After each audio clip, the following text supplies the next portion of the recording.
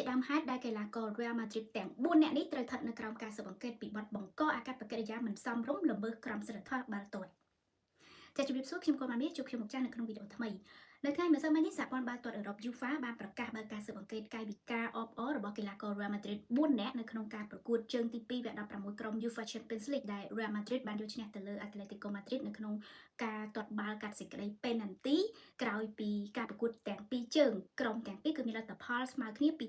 2-2ការស៊ើបអង្កេតនេះគឺយោងទៅលើបណ្ដឹងរបស់ក្លឹប Atletico Madrid ដែលជាគូប្រជែងដោយ Atletico Madrid បានភ្ជាប់ទាំងវីដេអូសកម្មភាពរបស់កីឡាករ Real Madrid ដែលធ្វើកាយវិការអបអរមិនប្រក្រតីទៅលើអ្នកគាំទ្រ Atletico Madrid ក្រោយពីពួកគេបានយកឈ្នះការទាត់បាល់ penalty យ៉ាងចម្រូងចម្រាសកាលពីថ្ងៃទី12ខែមីនាកន្លងទៅកីឡាករ Real Madrid ទាំង4នាក់នោះដែលរងការចោទប្រកាន់មានដូចជាខ្សែការពារ Antonio Rudiger ដែលត្រូវបានចោទប្រកាន់ថា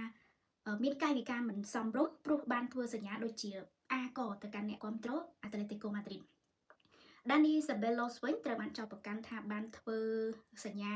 កណ្ដាប់ដៃឬទៅកាន់អ្នកគាំទ្រមុនទៅចូលរួមរាំជាមួយនឹង Jude Bellingham ចំណែក Kylian Mbappe ត្រូវបានគេចោទប្រកាន់ថាបានធ្វើសញ្ញាដូចជាច្បាច់ប្រដាប់ភេទរបស់គាត់ឆ្ពោះទៅកាន់អ្នកគាំទ្រ Atletico Madrid ហើយ Vinicius Junior ត្រូវបានចោទប្រកាន់ថាបានធ្វើសញ្ញាដូចជាបាញ់កាភ្លើងទៅកាន់អ្នកគាំទ្រ Atletico Madrid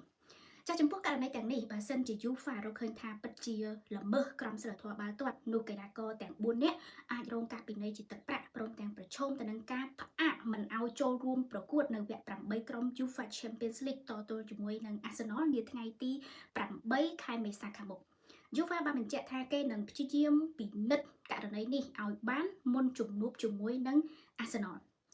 ខ្ញុំសូមបញ្ជាក់ដែរថាសញ្ញាដែលកីឡាករ Real Madrid បានធ្វើទាំងនេះកន្លងមកក៏ធ្លាប់ UEFA ក៏ធ្លាប់មានការពិន័យរួចទៅហើយដូចជាករណី Jude Bellingham កាលពី Euro 2024ដែលពេលនោះគឺគេបានច្របាច់ប្រដាប់ភេទរបស់គេដែលមើលទៅដូចជាច្របាច់